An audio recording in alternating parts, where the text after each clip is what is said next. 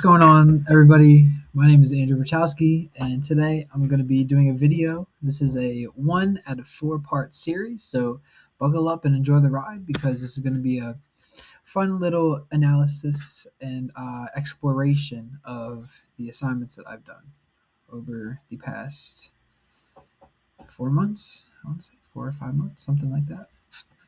So let's get started. So the first, very first assignment that I did was the professional letter assignment, and today I'm going to be kind of critiquing that, kind of explaining how I introduced myself, my classroom, the approach that I wanted to take in teaching 10th grade English because that is my target audience, target class. I want to start by saying that this letter is not just a course assignment for me, something I could realistically apply to the classroom, right? Especially if I needed to reach out to a parent or even somebody like a faculty member or even a student. We have to have practice in writing these formal letters and addressing certain situations, my curriculum. It's very important.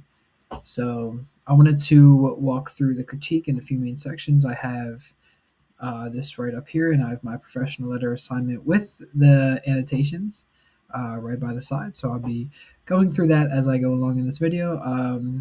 I'll be walking through my overall purpose and audience. Then I'll do my strengths, followed by the areas of growth that I could have improved upon in this letter.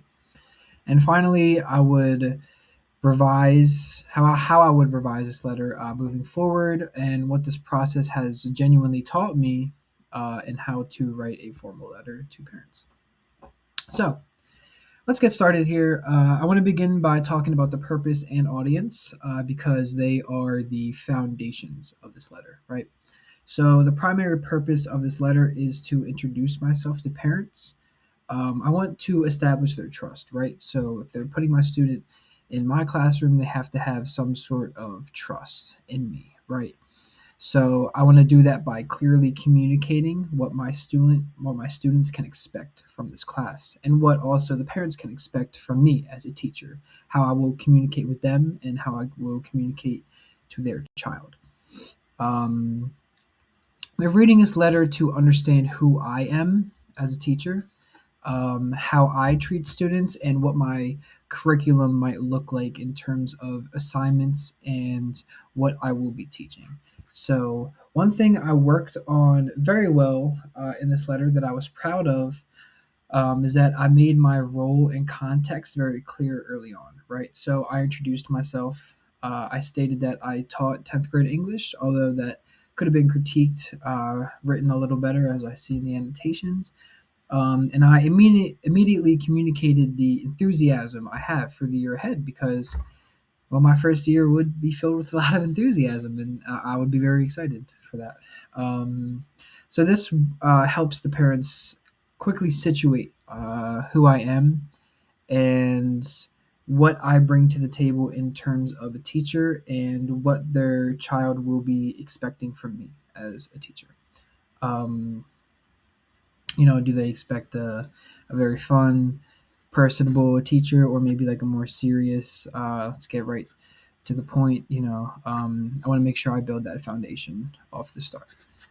So now I want to talk about the strengths of this letter. So as I mentioned before, I had a lot of enthusiasm and stuff like that. But I wanted to point out feedback that I got, and it was that one of the strongest aspects of this letter is how it clearly establishes my teacher identity, right? So I like that the feedback repeatedly points out we are going to think, work, and experiment for all for the sake of learning, right? Um, this communicates energy, purpose, and more importantly for me, a student-centered approach um, to this new class that I'm going to hypothetically teach, but will teach in the future. And I think this shows parents that learning in my classroom isn't passive, right? You're going to have to collaborate. You're going to have to actively participate in my class for you to get the most out of what I'm teaching. Um, And I think this is important because first impressions matter, and especially for families that may not know me at all, right? You have no idea who I am. This matters for me. So the opening positions me as someone who's invested in not just content, but in students as learners, right? Um, and I also had clear expectations with flexibility, right? So another major strength is how I communicate expectations around assignments and deadlines while still showing that flexibility, right? So I clearly stated that work is expected to be completed on time, but I also emphasize communication and understanding if the deadline needs to be pushed back for any type of reasons. There will be so many different reasons why the deadline needs to be passed or needs to be pushed back, and you need to be flexible as a teacher. You need to understand what the student is going through. Maybe in that time, you have to know what is happening in their lives. You just have to communicate. Communication is one of the most important things you can have as a teacher, not just with the parents, but with the students. You need to be actively communicating with them what is going on. Another area where I feel like I was pretty transparent within my letter was rubrics, right? So I described in the letter how rubrics are an important way to be assessed within the classroom.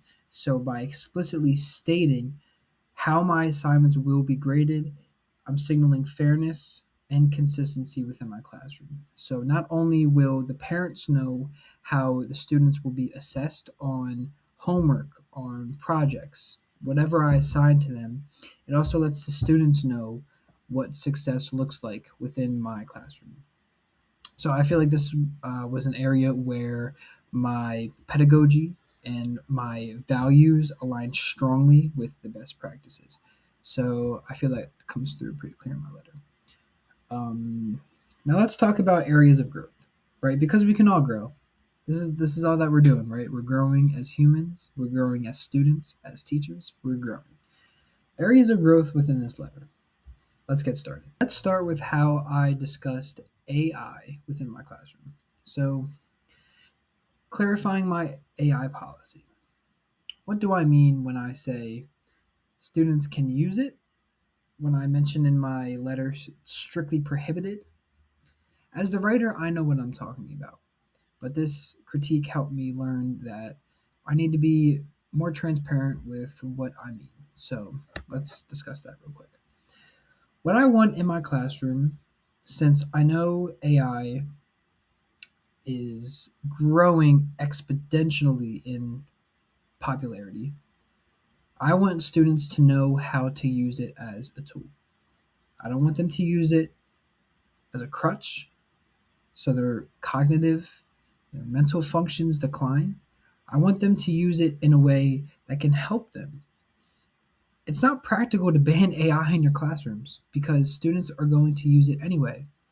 I had a discussion with somebody named Peter. He is a fourth year teacher in Virginia, and he discussed how AI within his classrooms are is majorly used. It's banned. They banned it. However, it's still being used within classrooms every single day.